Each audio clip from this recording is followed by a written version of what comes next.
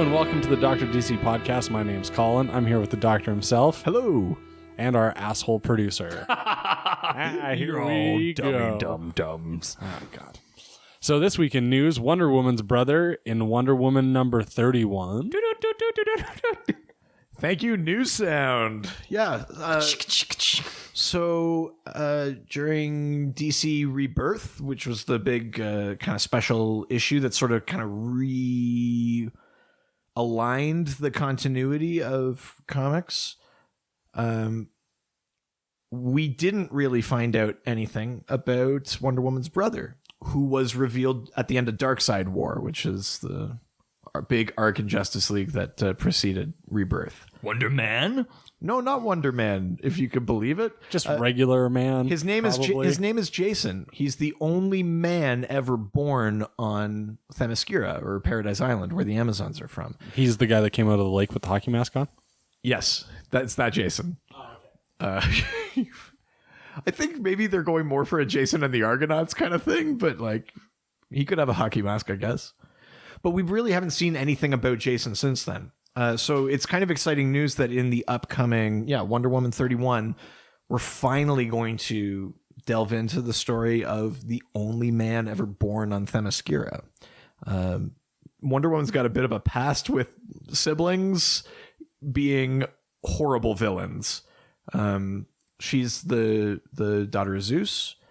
So the firstborn son of Zeus, was like a major villain through the New 52 run of Wonder Woman. He like slaughtered the Olympian gods, and he was Hercules? He seemed pretty okay. Actually not Hercules. He was only known as the firstborn. Hercules did show up in Aquaman, actually, and he had kind of gone crazy as well. He also was a bit of a villain. If I have a son, I'm going to name him Firstborn. It's a great Catholic name, Firstborn. And then I'll take him. Yeah, they'll know exactly who to take. Yeah.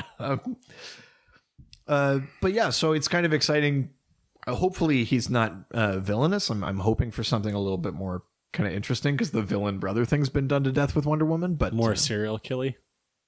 No, not even that. Like I hope he's like good. He's like votes. And he like picks up his trash. Yeah. Brings the mail over to his neighbor when it comes to his place accidentally. Yeah, he like helps people cross the road and things. That's the story I want.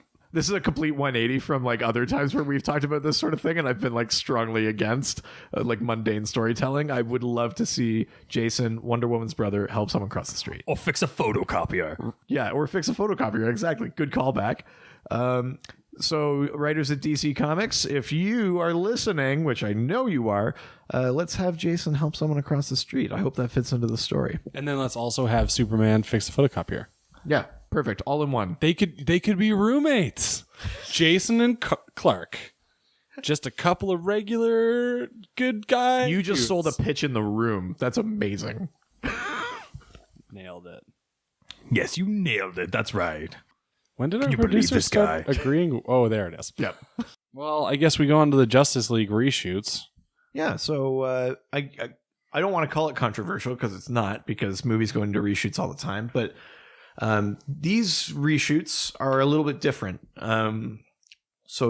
Justice League is adding some scenes and things like that, but they're being directed by Joss Whedon, because quite tragically, Zack Snyder had to move away from the project because, like, quite some time ago, his daughter committed suicide, and he had kind of just been plowing through and got to the point where he couldn't anymore. So he's taken a step back, and Joss Whedon has been brought in to basically bring the film home. So it's still Zack Snyder's vision. They were going to go into reshoots anyway. Like, that was always part of the plan. But Joss Whedon has now stepped in to finish directing those and to guide it through the end of post-production. So, yeah. So they're shooting in London right now, I think. That's kind of cool.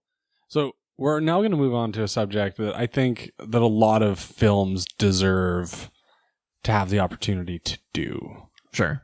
And I know you're going to hate me for bringing this up, but I think that J.K. Rowling should allow her books to be made into HBO miniseries, much in the same way that the Watchmen are about to be. What do you think on all that?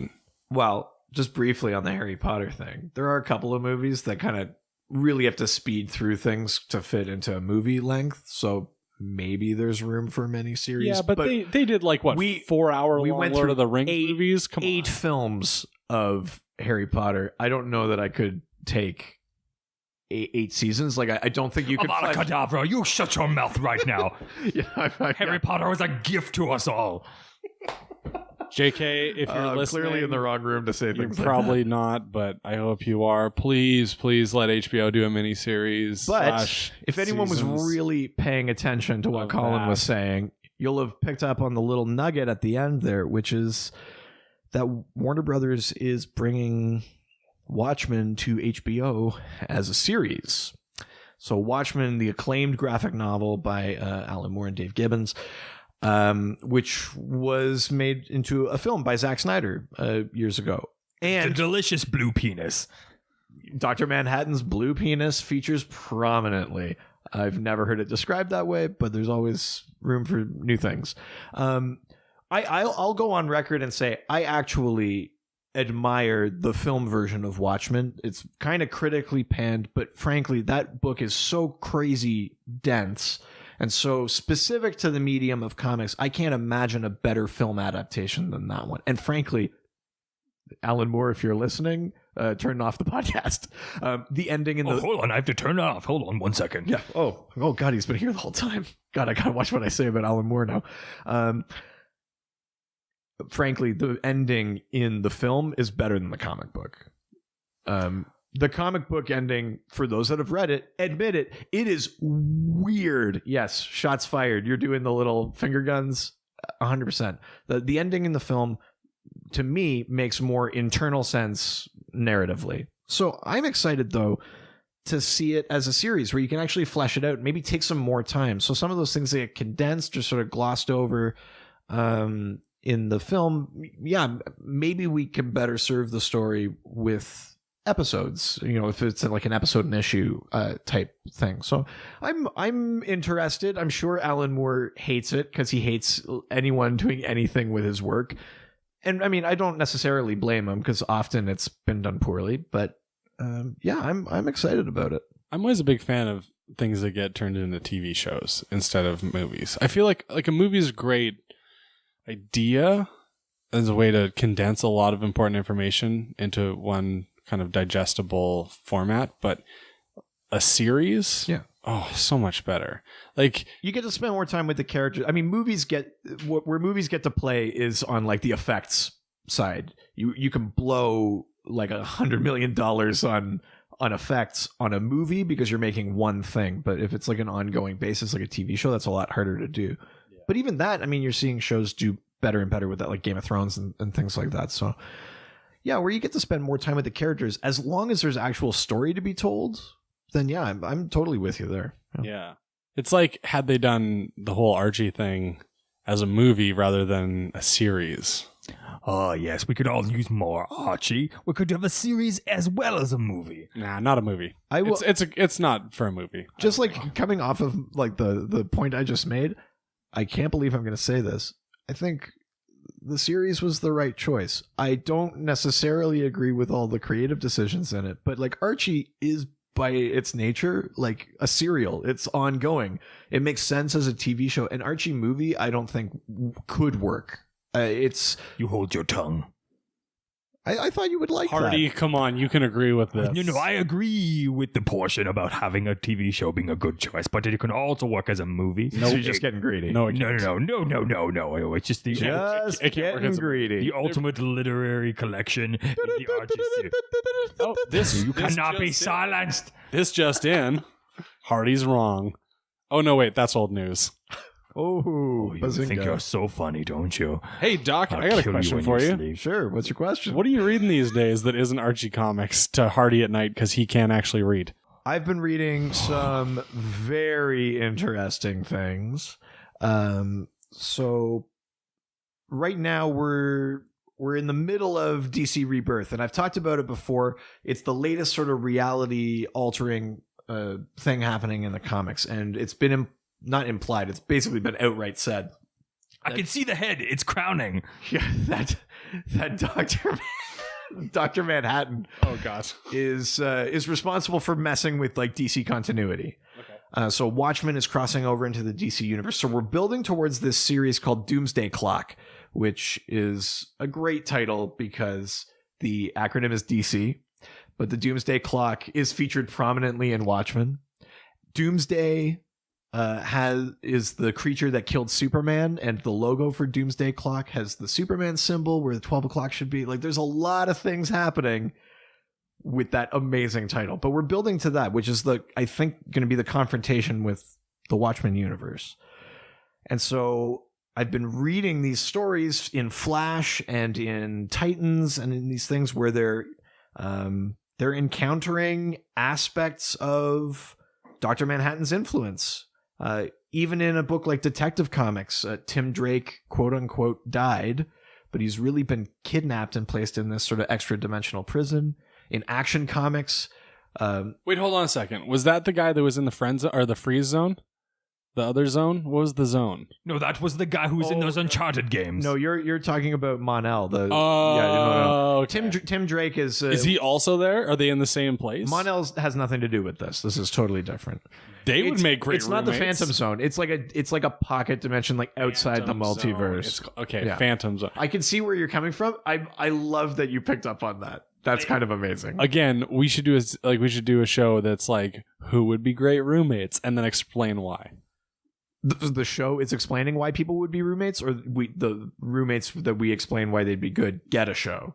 Yes. Yeah, for sure. Yeah, both. Okay. Both. Yes, right. Those Just things. Answering yes to multiple. Well, I feel like we've got our pitch has to start somewhere. You know. Sure. Yeah. Let's just leave that silence in. Yep. That's okay. podcast gold. Let's get to Facebook. Sure. Because there's a question in here that makes me kind of giggle, being such a vanilla human. Joe McGregor. Oh, he's a Mick, not a Mac, so we can trust him. He's Irish. Is that a rule? Well, yeah, Irish, not Scottish. It's like, but what about Scots Irish? Gross. Wait, Scott Irish? Is that Scots a person? Irish. It's like that's a thing. Anyways, moving on. Joe McGregor wants to know, and in his words, please explain how William Marston incorporated his bondage fetish into Wonder Woman. Ooh, cheeky. Joe McGregor, you have a dark mind. I like it. There's a few things in there. This is first of all, that's what she said. Oh, Jesus. That was wonderful. See what you did. That was Wonder Woman. Good God. I knew this question was going to be trouble. First off, just let me say, this is a loaded question. Because, like, just if you look at how it's written, it's like, please explain how William Marston incorporated his bondage fetish into Wonder Woman. Basically, you're already saying the bondage fetish is in there. That's a loaded question. You're right, but it's a loaded question. So, yeah, let's just back up a little bit. Who's William Marston? William Moulton Marston is the man who created Wonder Woman. He is also famous for basically inventing the lie detector. So if... The actual lie detector? Yeah, so if light bulbs are going off about Wonder Woman's lasso of truth, that's why. He basically, he kind of came up with the lie detector test. But he created Wonder Woman, like heavily influenced by his own wife, and with her, she, I think, gave a lot of sort of the idea and the sort of the impetus to do it. And he sounds like kind of a suck up. He's kind of great. You know, like when you consider the era, like Wonder Woman's 76 years old. She's looking good. But when you consider when he was writing that, you know, like he wrote this very strong, independent woman. He wrote Steve Trevor as, I got to remember how he phrased it. Instead of damsel in distress, he was like a gentleman in peril or something like that. But basically, like, he put a man in that position, and it's kind of remarkable that he would write something like that in like 1940 or 1941 when it came out. Now, regarding bondage, which is a segue, a segue I never thought I'd say. Back to bondage with Dr. DC. There is a little. This is like AM radio now with all the sound effects.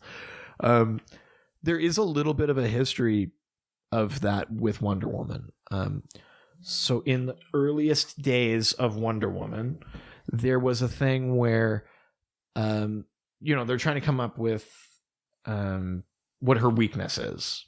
She doesn't have kryptonite, or, she's not weak against fire or the color yellow or any of those other things. So it was basically that if she was bound, that would like rob her of her powers. There's a lot in there. I'm like, that's loaded. That is in there, but there's also an element of Marston had his own, he was like polyamorous, and he was sort of like a relatively kind of open, progressive guy. And he had this view of like love and sex being tied to submission. Now, I'm not going to weigh in on those kind of preferences. I have like no interest in that, but it made it into the writing. If you read old Wonder Woman comics, there's like you can see those things in there. About being kind of submissive versus dominant, and how it affects relationships and things like that. So yeah, I mean, like in a way, I don't want to call it the bondage fetish, because that's not really what it's about. But he had a particular philosophy about love and sex, and about gender relationships, and about just amory in general. And it, of course, bled into the work. Like that's he wasn't just writing a comic book on the side. He was writing a comic book of things that he kind of believed in, like a strong woman and things like that. So of course those other things made it in there as well. So when did Wonder Woman come out? Like in the 60s? 1941. Holy shit. Yeah. So he was into this stuff like way before it was hip to have like a jar full of other people's keys that lived in your neighborhood. I mean, again, I don't know the specifics of Marston's private life, but it doesn't not sound like he didn't have a pool in his backyard where all of his neighbors came to get naked. I don't even think it was necessarily just like casual like that. I think he was legitimately polyamorous. Yeah, I mean, you're right in terms of like placing him in that era. That's not something that many people. Well, yeah, because 41, we're in the middle of the Second World War. I'm also not 100% sure that he was necessarily like vocally polyamorous at the time. Like this could be like research and things coming out later that we're learning more about his life than may have been public knowledge at the time. Just knowing how that era was, it must have been incredibly difficult for him to live his life in that way. Yeah, but I mean, at the same time, he still had the privilege of being a white man. Like he still got to write a comic book and do basically whatever he wanted. Ah, yes, so sweet. Like it's hard to. He definitely faced challenges, but like, yeah, ultimately at the end of the day, his wife is the inspiration and like the driving force of this comic book, but his name's on it. Yeah.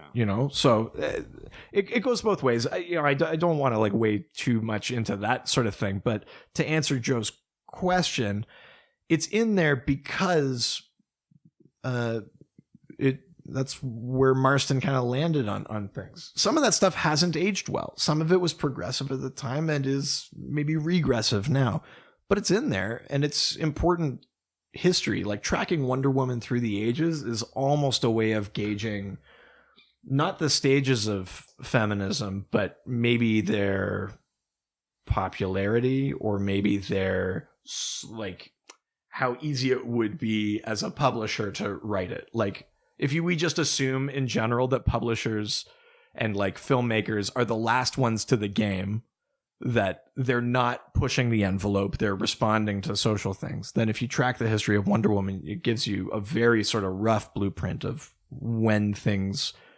would have been generally accepted. By the time so very rough. gotta take it there, huh? We were having such a nice moment. Yeah. Okay. All right, let's move on to Twitter. So finally, a Twitter name that makes sense and isn't a bunch of jumbled numbers. Jesse Kelly wants to know, and I might answer this one. I would be interested in hearing that. I'm gonna answer a question. So do you want me to ask it? Do we want to full flip? You ask the question. Sure. So the question from Jesse Kelly, and just for the record, this wasn't asked directly to me, but I inserted myself into a Twitter conversation. How does Superman cut his hair? Colin. Well, it's very clear and obvious. It's much akin to Jerry Lee Lewis. That's how he got his haircut, with the little curl business going on. Oh, I don't like anything involving Jerry Lee Lewis. I don't like where this is going at all. It's just they probably had the same barber in the South, and things were accepted there, and that's how he got a cut. He got a cut in the South. I see what you're doing there. That's how he did it. He got it with scissors and some styling gel, some dip-de-doo, I'm guessing, and they just zipped it right out. It's perfect done. That's how you answer a question. Very well done. Thank you. Do you know what? I'm going to let you have that before we get to somewhere worse. So... You mean before Hardy jumps in and starts answering questions? I have a few things to say about Jerry Lee Lewis. Woo! It's some great ideas. Oh, goodness gracious. God, we just got away with that one. I could start talking. I've no. How does Superman cut his hair? What? Hold on. What do you? Oh, there we go. We have the actual. What are you doing? I just answered the question. I'm so proud of you. We're gonna hang that up. He's a good boy. Who's a good boy? We're gonna hang that up right here on the fridge. So it's a nice gold star for you. Look at you. Look at the magnet on the fridge. Your answer's hanging right there. Such a smart boy. We're so proud. Yeah. When we go for the mustard, we'll see your answer. Okay, now let the adults talk. Mustard. Yeah. So, how does Superman cut his hair?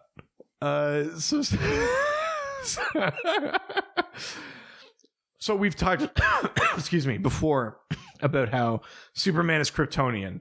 He comes to Earth, he's under the yellow sun, and it gives him all of his extraordinary powers, including invulnerability.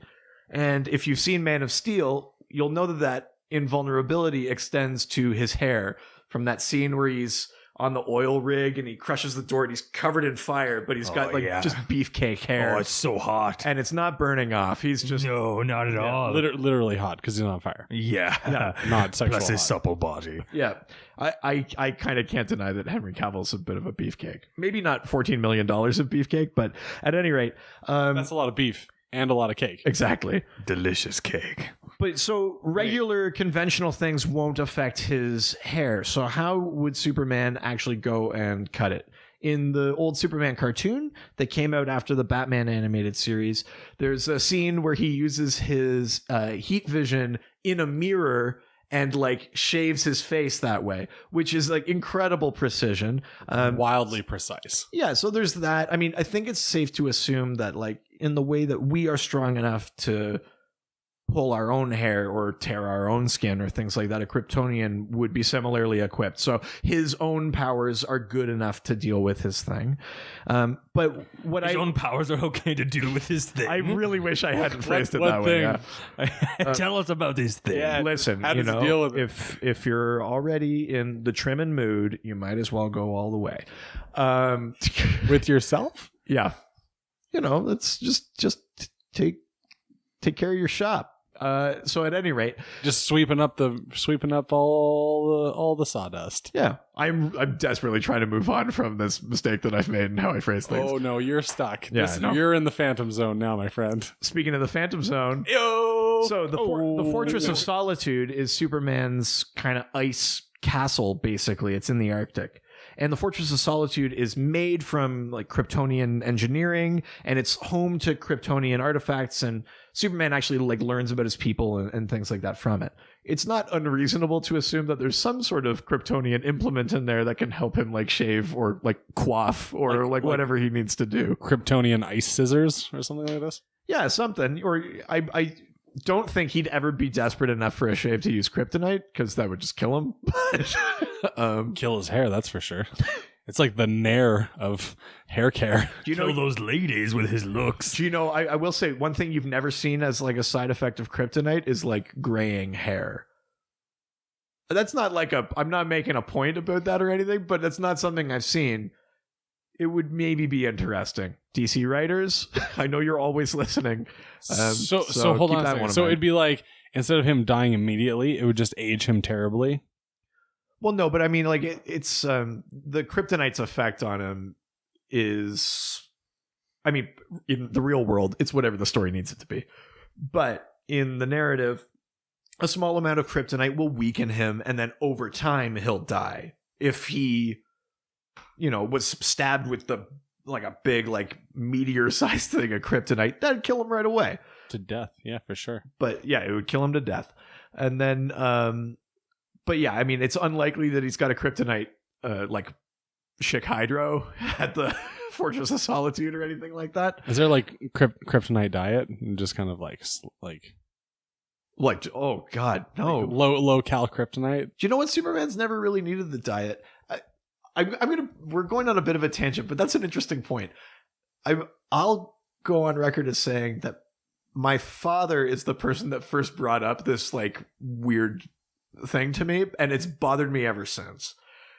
When we work out, like go to the gym, we have to like push ourselves and strain ourselves to like tear muscles a little bit, and then they rebuild and stronger, and we have to eat a ton. There's nothing on earth strong enough for Superman to work out on. How is he so fit? It makes zero sense. He does what we joke about Chuck Norris doing. He pushes the earth down. Yeah, but I mean, like, there are comic books in the 60s where Superman is literally dragging like a dozen planets on a single like chain, like it's like a bathtub drain. This guy, Mr. T? Dragging them across the cosmos. There is nothing strong enough for Superman to get that shredded. I pity the fool who tries to carry a planet. Mr. T couldn't even do it. Exactly. I saw him try it once, actually, with my own eyes. You didn't see nothing, fool. We're so fortunate with the guests that we get in Iced Tea Cube, You shut your crackle mouth.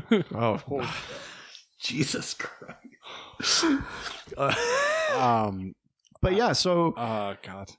Basically, that's a huge like tangent. But since we were talking about Superman withering and things, yeah, how is he so jacked? It doesn't make any sense. But he is. Let's just call it yellow sun benefit. But how does he cut his hair?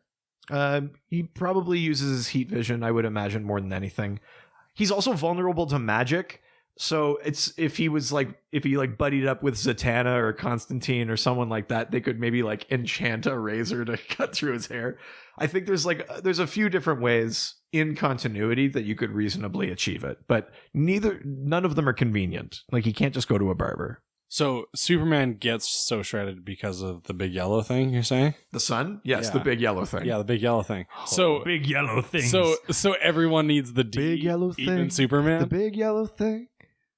That's an Arrested Development reference. You guys missed a real good one there. Oh, sorry, I was the money's really in the into banana it. stand. Yeah, there's always money in the banana stand. What I was trying to say was that everyone needs the D, even Superman. You're going to give away our location. When you say stuff like that, it helps people narrow it down. That was vitamin D. That was a horrible marketing campaign, and people, if they so desire, could Google it and maybe narrow down where we are. I feel like if you're a Redditor, murder you for all. Sure already. You know where we live. That's Not true. too worried about it. But yeah, it's the yellow sun. Although, and let's like just keep spiraling with this in JLA 1 million. Which I talked about before, where Superman like lives in the sun for like thousands of years, that doesn't burn his hair off. That makes him just super, super, super strong. Yeah. So a sun can't burn his hair off, but his own heat vision can. How hot is this guy's heat vision? Not hotter than the sun. How is it not hotter than the sun? We're delving into like it's Well, again. you It's like just when said if his hair doesn't burn on the sun, how is his heat vision burning his hair? I imagine there's some sort of biochemical process that takes place within his Kryptonian cells. Would you dare say that the mirror magnifies the heat? I don't think it's the mirror. I think it's the fact that the sunlight is interacting with his Kryptonian cells, so his heat vision has that Kryptonian advantage when it goes up against his Kryptonian hair. Yeah, but you're saying that the heat vision isn't hotter than the sun. I don't think it's about heat, though, is what I'm saying. What are you trying to say it's about then? I just said what I thought it was. He's about. not sending out little laser cutters from his eyes. It doesn't work like that. I think I actually got there. Listeners, if you think I got there, Blink twice. tweet at me at Dr. DC. Hashtag laser yes. Hashtag laser yes. And if you don't think I got there, at Dr. DC, hashtag laser no. I'm curious to know how I did there. So we got an email, guys. We got an email. Check the email. You've got mail. All right, shut it down, Tom Hanks. Shut it down. Brenda wants to know, how do Atlanteans breathe underwater? Brenda. Thank you. Okay. I wish we had a sound effect for every name. Actually, no, I don't. I can make that happen. No, don't. That was not an official the gears request. are turning. Yeah, that's right. So, how do Atlanteans breathe underwater? This is a great question. The big thing is whether or not Atlanteans have gills. And no, they don't really. Atlanteans are, as you may imagine, the residents of Atlantis, the sunken undersea kingdom. Oh, I was worried they're from Atlanta. No, totally different. Yeah, no, for sure. Yeah, no. It's pronounced Lanta. Yeah, hot Lanta. The Lanta. So Aquaman ATL. is half Atlantean. He's the king of Atlantis. ATLians. Yeah, they don't have gills. So how do they breathe underwater? The short answer is magic, basically. Atlanteans are kind of tapped into like sort of those. This sounds like Sunday school. Yeah, the answer is magic. Ask no more questions. Runaway Superman. Yeah, exactly. Runaway Superman. You're picking up on it. That's good. Don't you give me a compliment, you fool. Oh, we're gonna put a magnet on the fridge for Hardy. Only special boys get that. Yeah, so there's Atlantis is kind of founded in this sort of realm of sorcery. Magic is like a part of the Atlantean culture in like ancient times, and if you go far enough back in Atlantis's history, they were like the predominant surface culture. Eventually, this cataclysm basically sinks Atlantis, and to save the people, this massive magical spell is put on Atlanteans that enables them to live and breathe underwater. And that carries forward genetically from that point on. So is that like where Aquaman is from? Yeah, Aquaman is half Atlantean. So his father is a human. What's the other half? Oh, human. Yeah, his father is a human lighthouse keeper, and his mother was the queen of Atlantis. Yeah, that sounds like a big upgrade for her. What, becoming the queen of... She was the queen of Atlantis when she met No, but I mean, like, Thomas Curry. she's like messing around with some lighthouse keeper. She's the queen of this like underwater land. You know, you just... The heart wants. When it's love. The heart wants what the heart wants. He was all like, "Hey, babe, want to see my lighthouse?" She said, I saw it from miles offshore. That was the point. Literally, I can see it. It doesn't matter. Yeah. But yeah, so Aquaman, as you pointed out, is the product of that. Bad decisions. Oh, yeah. Yeah, so he can breathe underwater, as can all Atlanteans. Now there are some other versions of this, though. So there was a weird sort of magical crisis, which happened in like the mid 2000s. It was in the lead up or during Infinite Crisis. The Spectre, which is the incarnation of like God's vengeance on Earth, went rogue and destroyed Atlantis, but also part of San Diego sank into the ocean. And magically, Where are all those nerds going to go? Right, Atlanta. Oh, and San Diego too. so when San Diego sank and became Sub Diego, that doesn't make sense. the people were kind of morphed to be able to live underwater. It's morphin' time. Yeah. Terrible. That was the Power Rangers theme. So, Well, That was actually pretty good. I was impressed. Thank you. Yeah, so at any rate, the residents of Sub Diego, Sub Diegans, if you will, they yeah, they were able to breathe underwater, and Aquaman kind of like led them for a bit and helped them out. There's also like different types of underwater creatures. So the trench are this ancient, almost like they kind of look like those anglerfish with the giant teeth that live in like the ocean deep, and the trench live down there. They have gills. They're more fish than human. Oh yeah, surprising Aquaman wasn't half one of those. Sounds like a pretty hot date. Yeah, Aquaman had to fight them, and they're like brutal. Yeah, I don't think you would have enjoyed a date with one of the trench. So I mean, they're in there. There's and there's there are mer people as well who aren't just like humans that can breathe underwater. I'm a merman. Merman, daddy, merman. There are actual mer people. They live in a city called Tritonus underwater. So the main city of Atlantis is called Poseidonus, like for Poseidon.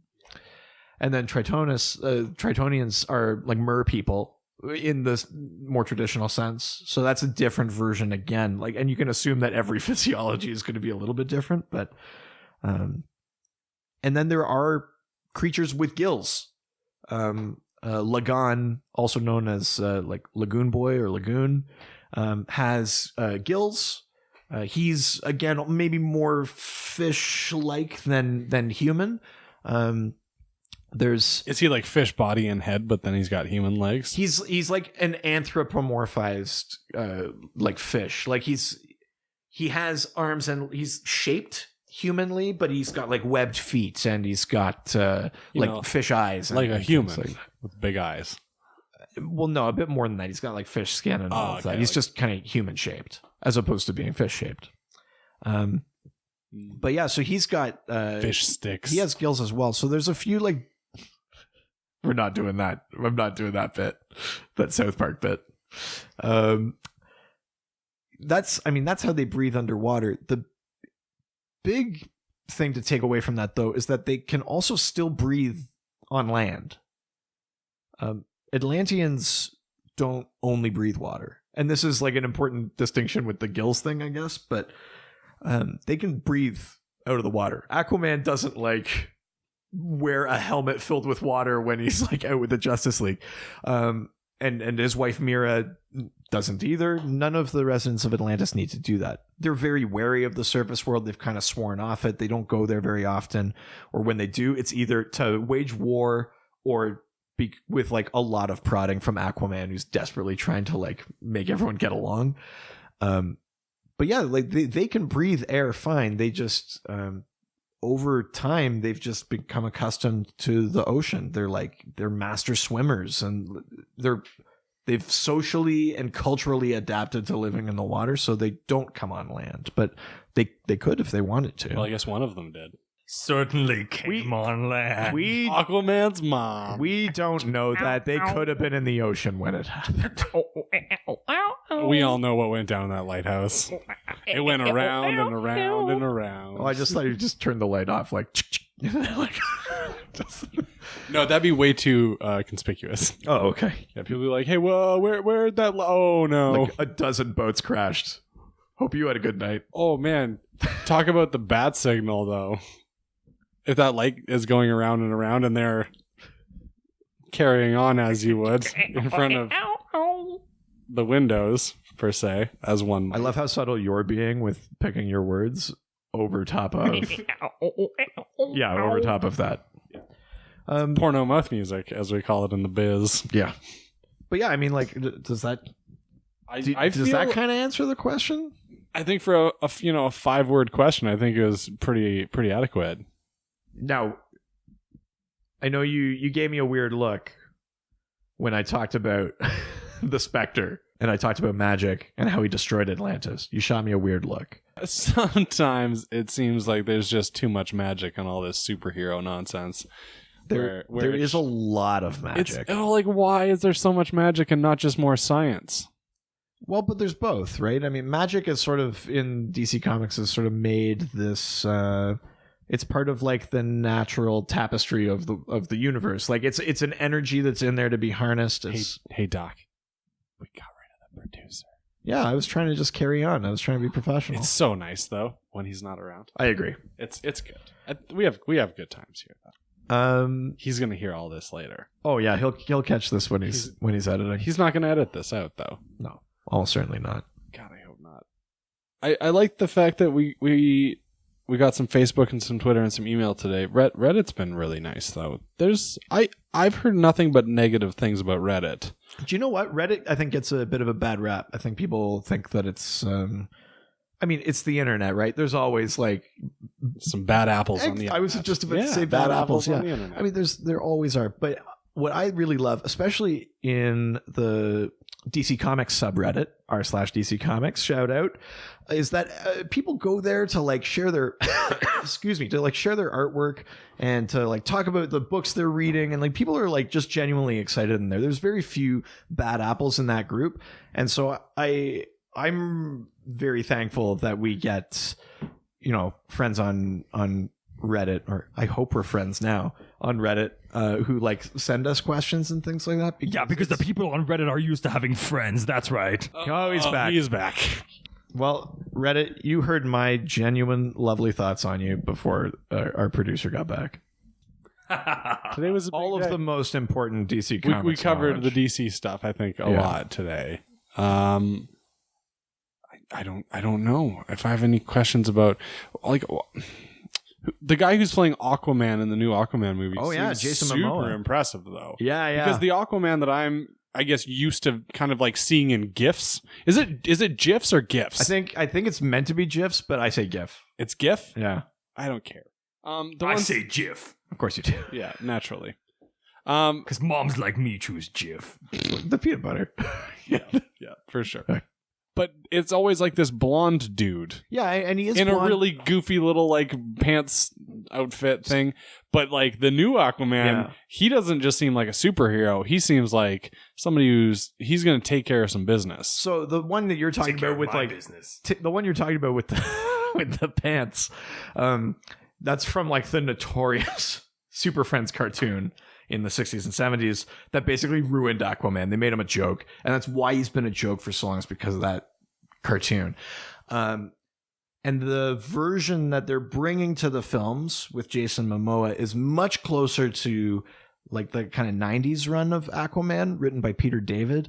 That Aquaman was kind of like an exile from Atlantis. He had this long flowy hair. He was still blonde, but this long flowy hair. He had this sort of gladiator look, like no shirt. He lost his hand. He got like a hook hand that he could like shoot. It was like a projectile hook.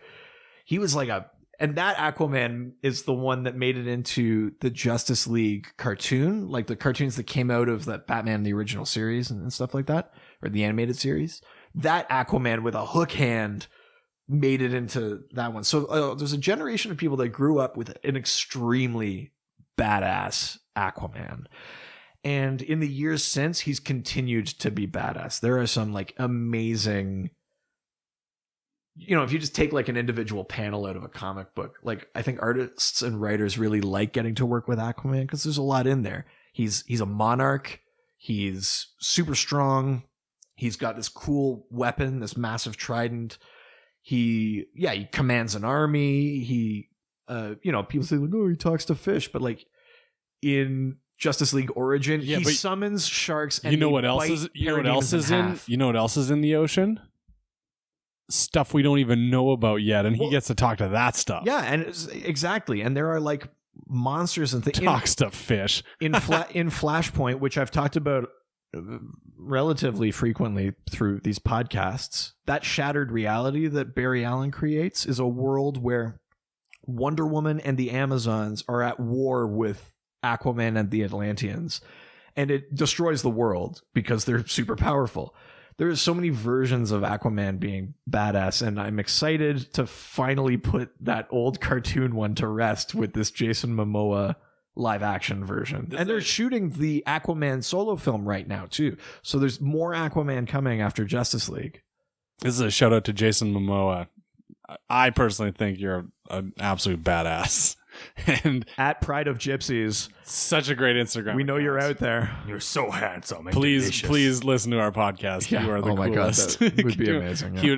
He'd be listening to us while he rode a motorcycle climbing up a rock face. I would feel like I was riding a motorcycle. Meanwhile, if he listened to the also podcast. at a rock and roll concert with his kids.